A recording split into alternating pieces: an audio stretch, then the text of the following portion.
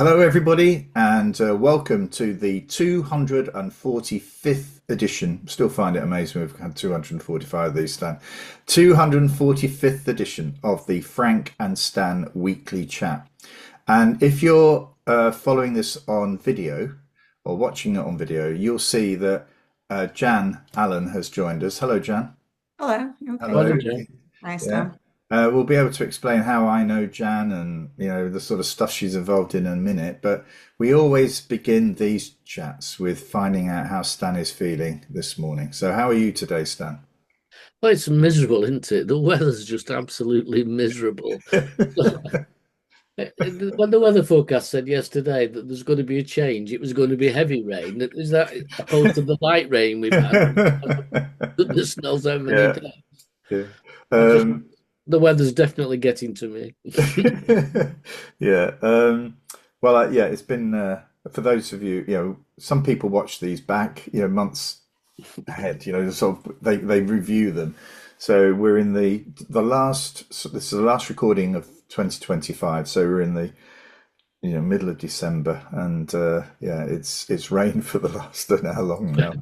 Wouldn't you like to be a head teacher in a school I know. coming up to Christmas and the kids haven't been able to go It out? can't go out, yeah. Right. Jan, And thank you so much for joining us. I've been trying to get you on as a guest for a while. Do you want to do a little introduction and just explain what you're doing and how we know each other?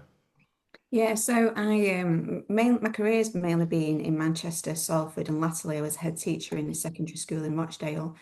So after 25 years, I decided it was time to walk away, which I'm sure that we'll get into on this. And Yeah. because I've been completely focused around building community partnerships around school, that's a lot of the work that I do now. So I work across PRUs, alternative provisions, I work for charities, I work with children in secure settings.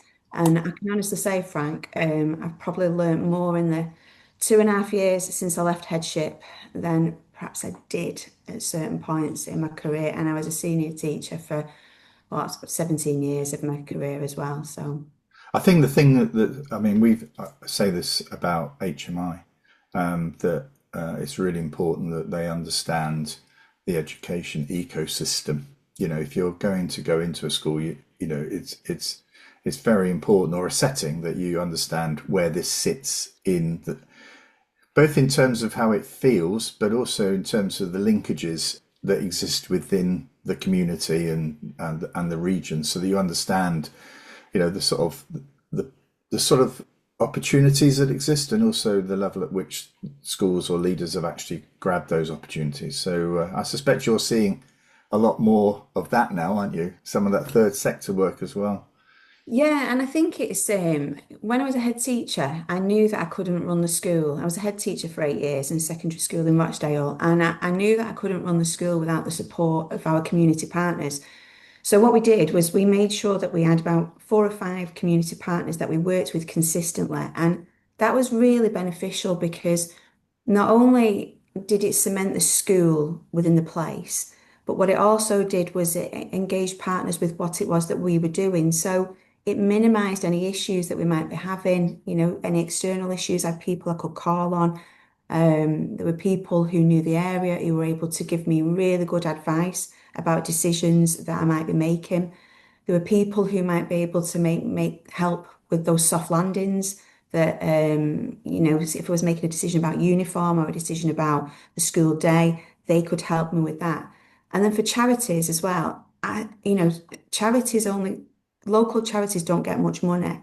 But if they can demonstrate that they're able to be working with 1,500 kids Mm. and they're having an input there, then there's a benefit to them within that local community. So that ecosystem, I think, is absolutely key. And I see it now with the work that I do with kids who aren't in mainstream education. That ecosystem needs to support them because schools do find it difficult, but so do parents being Mm. able to navigate it, and so they need that support as well. Yeah. I mean, also That just to must be give it, go on, Stan. that must be really difficult when you move into a different authority or a different area where not only do you not know the school that you're in, you don't know what that infrastructure is like outside of it and the quality of it, more to the point. So that sort of doubles your workload as a new head in that first few months, maybe even stretched to years. I had a really good transition to becoming a head, and so I'd worked in Manchester and Salford, and I didn't know Rochdale really at all. And what happened, and was so valuable, was my head teacher allowed me to go into the school that was taking over 1 day a week, and the retiring head teacher introduced me to lots of different people. It took me around all the primary school networks. It took me to meet local authority officers. And then there was a guy who was a community safety lead, an amazing guy called Yazin Khan, who literally just drove me around Rochdale. And he drove me around in his car. I rock up. I go to these offices. I've never met this guy before. And he goes, right, come on, let's get in the car. Let's drive round. And he showed me all the youth clubs. He showed which Rochdale's still invested in youth services. He took me to meet people. He showed me the flats. He showed me the different places that our kids came from. And that was so invaluable. Like we went into the house, like Rochdale, the school where I was where Gordon Brown famously said the bigot comment to that Oh, lady. yes. And also as well, the flats that fed into my school was where David Cameron did his hug a hoodie speech. So it was quite sort of, Right. so and I went into those flats and saw, the impact of where kids were living. And it was just valuable to understand that network of system. I think it's interesting. I don't watch Question Time. I find it all a bit too. I just Mm. want to. It doesn't help me sleep, to be honest. But last week I saw a clip or a week or so back, where one of the panelists said that from the responses to a question about welfare, that it was clear that none of the panelists had ever been on welfare, had never claimed a benefit, in that sense. So it didn't really have a clear understanding of the circumstances in which, people were actually living. And I think that COVID, when I was working in Blackpool, and schools then had to work together much more collaboratively to help the community. I think for that there, people were starting to see when they were delivering stuff to homes the circumstances in which some families were living, and actually it sort of made them understand some of the challenges that there were around regular attendance or time, being on time. All these sorts of issues struck home at the difficulties that they were facing. So I feel as though it's something that it's very difficult to get a true sense of the place by just rocking up at the school, isn't it? Without actually going to see the place where these young people come from. Yeah, I mean, that's when I've worked in Manchester and Cheetham Mill, that was what we used to do as a new staff. We used to take them around in a minibus and show them around the place. And I think that when I first started teaching, you would do home visits. Now, I appreciate the fact that, that's kind of being outsourced in some ways. Teachers should just Yeah. be in the classroom. I understand it. But, as a new form tutor, when I was working in North Manchester, I had to do home visits. So actually, I got to know and to understand what was taking place. And you can say, actually, maybe that's not the right thing to do because teachers need to focus on the teaching. But I think it gave you an understanding and a relationship with parents. And it was something I've always done. I've never stopped going around to visit families at home. And people are proud, aren't they? You've got a professional coming around. They want to put on a bit of a show, but they equally as well. You break, for me, education, you've got to break down those barriers all the time. And if you see parents and families as just as a line of like, oh, this is disadvantaged, this is Mm, vulnerable families mm, or whatever, you're not actually seeing the people behind it. So you mm, need to break down those barriers. yeah. And I think the work that I do now, when I'm seeing, working with children across AP and improves, and as I say, children in custody, you can see that you've got to be more flexible in your thinking and your approach than perhaps just we're right, you're wrong, you need to get your kid into school for this time and so on. Well, we'll pick that up as because I think what's caught your eye this week may relate to something around that. But one thing I think that's probably worth drawing out is also you were saying before, which I wasn't aware of, that are you chair of governors at one school or two schools or No, three. So I'm a chair of trustees. In oh, my, trustees? Yes, of yeah, course. chair of trustees. I'm just finishing coming to the end of the term of office as the chair of governors, and I'm a trustee of a MAT as well. But and I'm a trustee of a substance misuse charity as well. So that idea of volunteering, when I left the institution, of education. When I left that, wanted to make sure that I was working in the areas where I could feel I had the most value, but then also have the time to continue giving back. And it was something I'd done. I'm a second deputy headship. I first became a governor at a primary school in Cheetham Mill, and then and then I've always done it, and I always expected my senior staff to be a governor as well. Just talk a little bit before we get into what's caught our eye, the walking away element, because I was I wasn't work. You were doing some sort of advisory work for the Northern Powers Partnership, and that's how we got to know each other. But that included the period where you stepped down. I always prefer the word stepping down or moved on. I don't know. Moved on feels as though somebody pushed you. Well, this was a no pushing here, was there? This was, No. just your choice. And it's interesting being around you at that time as you sort of you didn't struggle with the decision, but I'm interested, how it felt and, how it's worked out. Yeah, so I loved teaching. I loved being ahead. I think COVID played a part in it, to be honest. The promise that we would do something different, and we didn't. That I don't think in my penultimate year I wasn't as good a leader as I had been. I was tired. I was, I like a good fight, mate, but I think I got too caught up in the fight aspect of things. And I think that I just lost my mojo a little bit with it. Yeah, and thinking, right, well, actually, what difference are we actually making? And I just don't think I was as good as I had been. So decided to make the decision to walk away from it all or to move on and to do something different, which, it was a big decision. I was 50, giving up a well-paid job to do something and to set out by myself. It was kind of, big decision time. But I think the difference, I think, Frank, was I knew I didn't want to be a CEO. I knew I didn't want to be an executive head teacher because I really liked working with kids. And I figured that if it was to go that way, then I wouldn't be working with kids in the Mm. same way that I had been. So do something different. And yeah, made the decision in 2022, left in June 2023, which might seem a really stupid time to leave, the June, but I wanted to make sure that the new head teacher, who was my deputy, had a really good run in before the Mm. summer as well. And I said, Stan, about my transition that I wanted to make sure they had a really good transition as well. So a lot of it was kind of stepping away from it and letting them lead.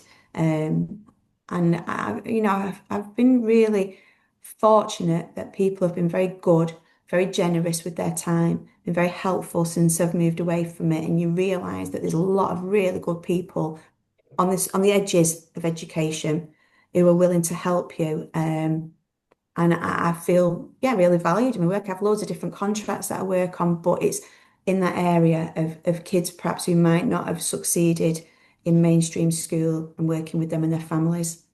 Mm. Brilliant. Right. Well, thank you. Stan, what's caught your eye this week? Um, I suppose it come under the heading of not thought through policies. Although possibly in defence, they would say this was to launch a working party. But the concept that Richard Tice has come up with of taking over abandoned churches for special needs children so that they don't have to travel very far it doesn't it's not even thought through at the first level, I don't think, let alone beyond that. Mm. It assumes several things. One, there's a lot of abandoned churches that are suitable for conversion to a specialist school. Not convinced by that. Secondly, but he doesn't always talk about redundant churches. He talks about some churches that are redundant 5 days a week. So those are churches that are presumably still active churches that you would somehow convert during the week and convert back to a church on the Sunday. But also it assumes that all SEN children are somehow the same, that they've been branded as SEN, therefore that we can put them together and teach them in an abandoned church, Mm. but with fantastic teachers. I love the fact that these fantastic teachers appear from nowhere, able to, and it's just not thought through at all. And yet, the sound bites. You can see the sound bites, and you can see people nodding at these. What a good idea! All these abandoned buildings. Children would love to go But I local. think this is the this is just noise, isn't it? Yeah, You know, the it's fact that just we are talking about it, the fact that it's a stupid idea, it's never going to happen. They might find one church that could be, converted, but the thought that it's going to happen all across the country is pie in the sky. But it served its purpose in that we're talking about it. yeah, maybe. So you can say every daft thing you like. I mean, a certain president in America is doing this on a regular basis. Everybody knows he's a complete buffoon, but what the heck? I'm going to say I'm going to do this. I'm going to sort this out. And actually that just fills the space, doesn't it? The Yeah, noise in the internet. It's when it there. gives hope to people, though, Frank, that annoys me because if you are with a child with some kind of Mm. special need in a village, and you think, "Oh goodness me, that would be great. Just down the road. We'll just be going down the road, yeah." Yeah, And the fact that my child has a need that's nothing like the child one village away, and yeah, therefore we need two specialist teachers in this, and then you multiply that by the 20 or 30 children there would need to be to make it yeah, viable.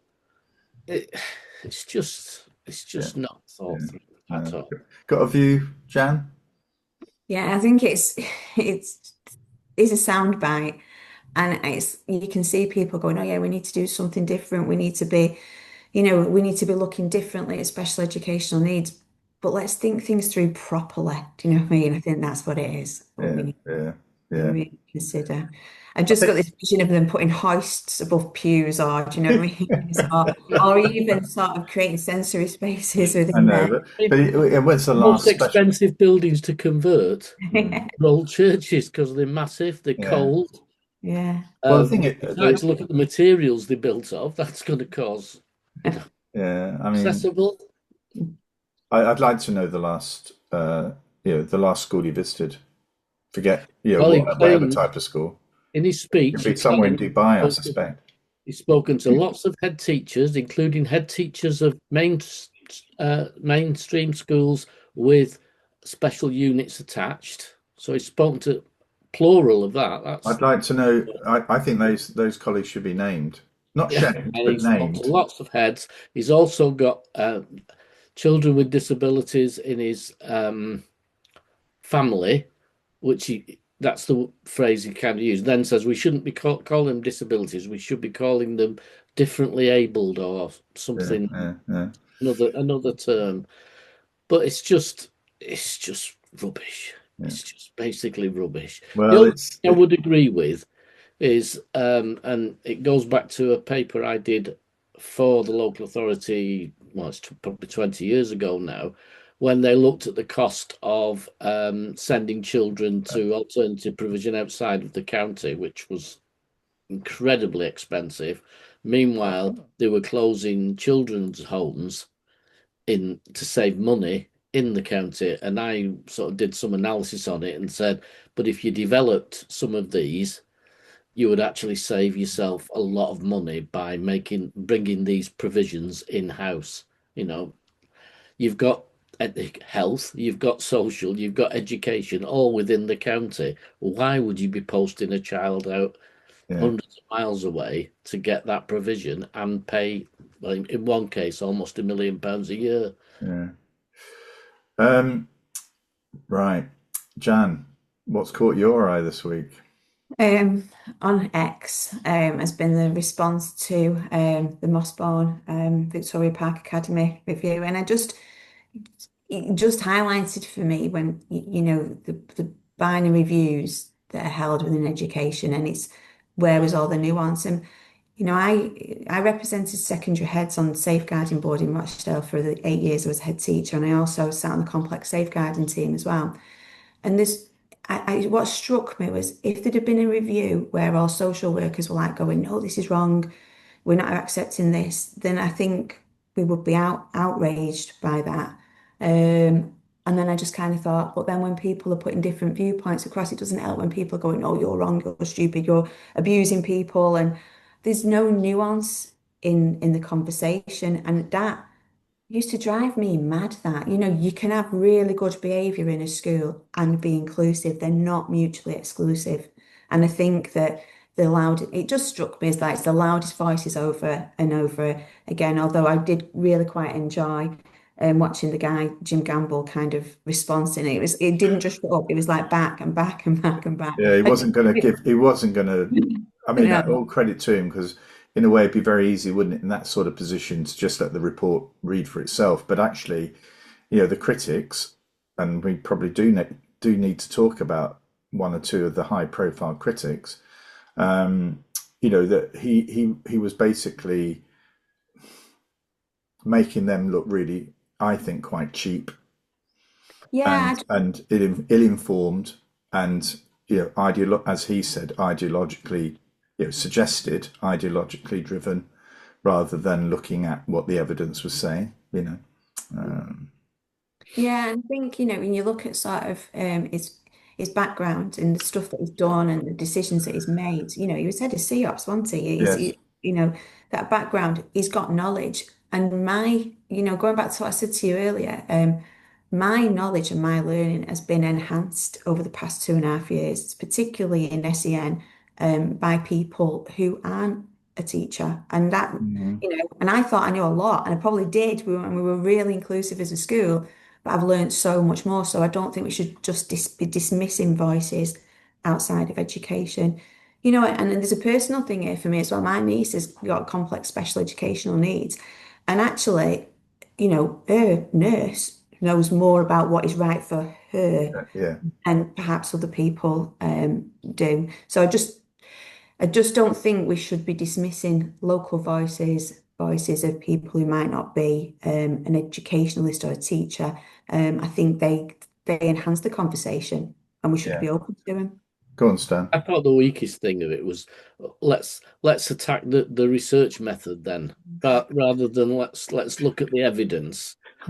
Let's look at the because I don't think that was a standard procedure that you took. You obviously, yeah. Well, does it matter? This is what we found. Now Yeah. deal with what we found, not how we went about finding it.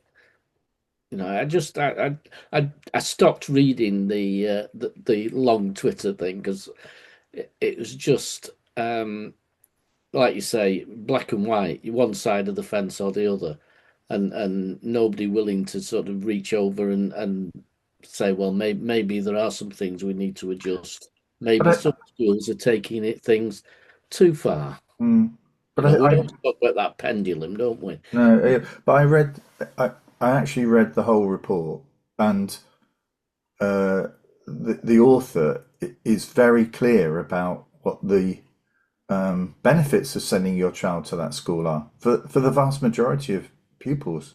That many of them achieve very, very high academic results. But the point that he's pointing out is that, what is in effect, he doesn't use this term, the collateral damage for others Mm. seems to have been sort of like left to one side because it's for the majority, the vast majority. And I think that his, I found his responses much more. I actually thought he would just sort of say nothing. I mean, I found actually his responses more riveting than the report, because I think you have to, where does the Secretary of State go with this?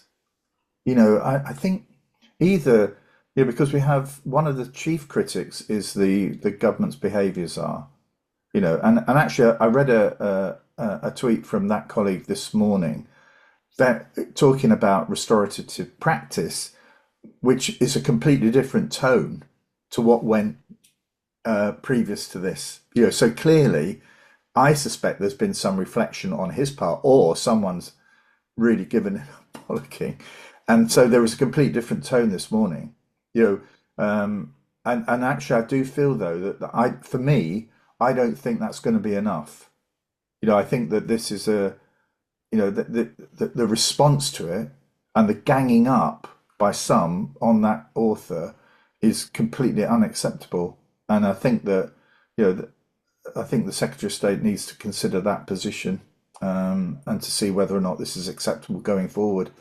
I personally don't think it is. I think there are points where you've you've you've acted wrongly. Either you come out and apologise openly and say, I was misguided, ill-informed. I shouldn't have done this.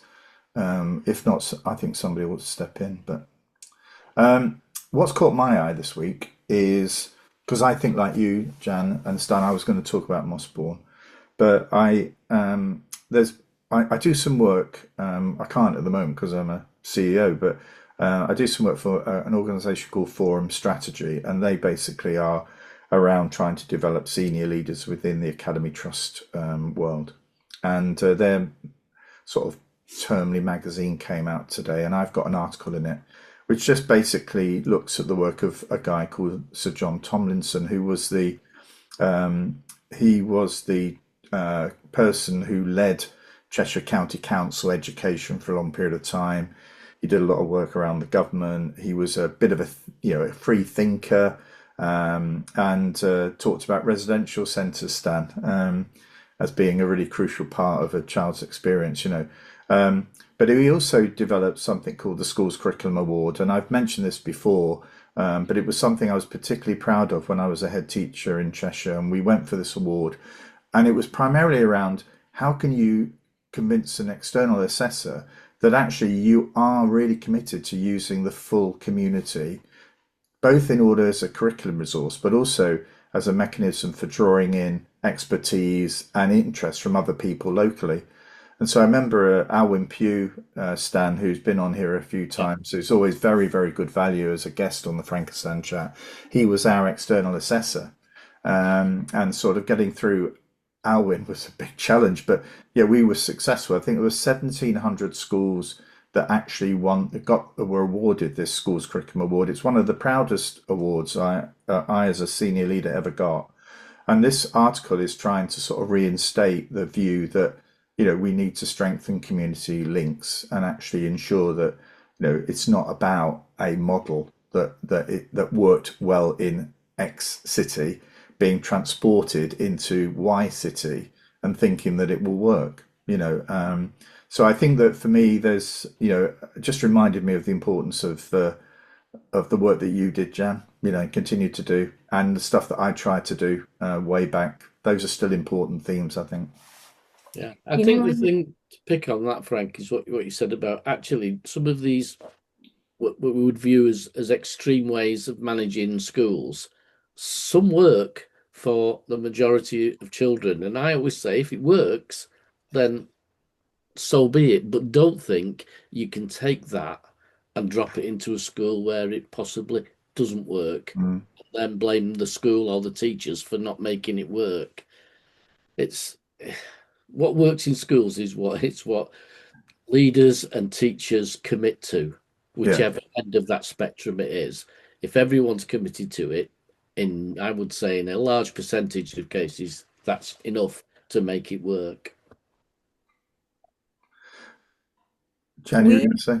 Yeah, so I'm just kind of thinking about like community work. When I was a deputy, my second deputy headship, we had a pop-up shop in North Manchester, which we did. We only had it for a week, but I don't even know how we got it. But we just took over like an empty space, and we had like kids would come in and do reading with the parents. We'd have our kids actually working with community partners to deliver sort of sessions.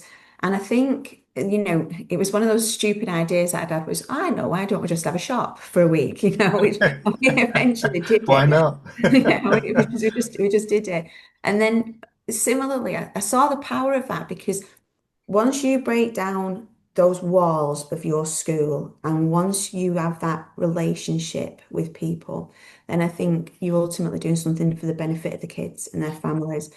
And similarly as well, the reason why I had 5 local charities when I was a head teacher was to make sure that families knew who to go to. There was signposting into specific areas. And I do things like, we'd have a Rochdale Women's Welfare. They'd come to our parents' evening. Now, that gave an opportunity to parents, if they needed to know that there was people around that they could talk to. And I'm just thinking about the community work. We worked with a homeless charity, and they always won loads of awards for for their gardening and their horticulture and the stuff that they do with their clients and things like that. And they came into school and worked with our kids. You're breaking down those perceptions of what homelessness actually is, and you're giving the people who are working within the charity something valuable as well to do. Yeah. And I love that idea. That's what school should be to me. Yeah, yeah. I mean, I think at this time of the year as well, because I'm writing as a CEO now to a group of parents, many of whom I've never met, because I've just taken this role on. And I found it quite hard. I wanted to write in this letter, about this is a really tough time for some families, after build up to Christmas, financial pressures, sort of also having families together for, over this period can add pressure as well. And just felt as though this is a time where if I really knew the support network in the community, I'd be able to point to those groups that could be helpful in terms of helping, families who perhaps are going to go through some stress over the next few weeks. But I didn't know those groups well enough, so I've made a general statement about it, but I've not actually pointed them in the direction. And I think there's probably something where, perhaps that's something that the Secretary of State or the government should be saying, is to our school senior leaders to point, when they communicate with their parents, particularly at this time of year, to point them to groups that can help them if they need that support, whether that's financial, that's emotional, or whatever, Yeah, no, just I feels think though, I've Frank, missed out here. no, I think though, Frank, I think that once you do open those doors, then you've also got to be receptive to what those community partners are telling Telling you you, as well. You yeah, can't just go, right, okay, yes, go there. If they're saying we're not happy with some of the things, you've got to listen to that as well. You might not make changes, but you have those conversations about why you're doing it. There's a lot of work, well, you'll know, obviously, Right to Succeed, Frank, from the work he did in Blackpool, mm, but the work they're doing from cradle to career across Merseyside. I'm working with some schools there, and we are exactly doing that, identifying who those local networks are who can help, because schools can't do it all themselves. no, But don't just go to sort of big national places. Look at what's there on your doorstep. yeah, yeah, yeah, and I also remember those when lot, I first got a headship, my big thing then was engaging with local industry on the basis that a lot of the parents worked in mm, local industry. And the first encounter with almost all of them was, yeah, we'll send you some money. And I said, no, I actually don't want money. I'm not asking you for money. I'm asking that we have some sort of connection with what you do, how you do it, and what you could tell our children about what you do and how you do it. They were really funny because they'd say things like, well, what can we possibly, with 10-year-old children, what can we tell them? Well, what do you do? Well, we make extremely delicate webbing for the printing works. It's absolutely fantastic, fine. And I said, well, that's about improving things, isn't it? It's about making sure you don't let things go that have got a slight flaw in them and everything. I said, children will get that. If you talk to them about that process of making sure things are right, they will get it. yeah, And then you can come into school and we'll tell you how we get things right in school. And it was a revelation to a lot of fairly high up business people that there was a relationship you could create between what they did in their factory, in their paper making factory, one of them was, and what children could learn from that and what they could learn from us. But it was a hard slog getting over we can't have children in here for health and safety because obviously children explode whenever they go into them. And just we'll give you money, Mm, and then send you on your way. yeah. Um, I think we're coming to the end of our last Frankistan chat of 2025. Before we do that, Jan, how are you going to celebrate Christmas? Where are you? I'm just at home. I always cook every year. I keep hoping that someone's gonna kind of take it off me, but it's not happening. So I do quite like it though. A tradition. Still, I think my gran always used to give me a snowball when I was a kid, and so I think we still all have a snowball every Christmas. Like, no matter how old you are, am I allowed to say that on this chat? Stan, what about you? Well, changing ours because we've normally had a big family, 15, 16 Mm. extended family, but my mother-in-law has not been too good after a fall, and she doesn't feel up to joining the rest of the family at a house she's not been to before because we've changed venue this year. So we're going to have quite a quiet All right. Christmas. Just Jill, me, and my mother-in-law, I think. Although my daughter and her husband, who's a chef, Yes. might just come, and if they do, he's going to do the meal. Well, I'm 70 on Boxing Day. I share my birthday with Philippa, who actually left her primary school yesterday for a new job after 13 years. It's quite emotional for her. I don't think she was going. She hadn't really prepared herself for how she was going to feel well enough. I think so. It was tricky yesterday. I think, but we have. Obviously birthday celebrations on Boxing Day, my birthday. So we're off to a local Indian restaurant on Boxing Day. But on Christmas Day, Arlene, my wife, just likes to rule the kitchen when, she's going to do it. And we all try and help. Oh, no, no, I don't need that. No, I know what I'm doing there. That's So, why Jill's stopped doing it because they've got, a chef in yes. the family. We've got somebody who's very keen to help and cooks at home.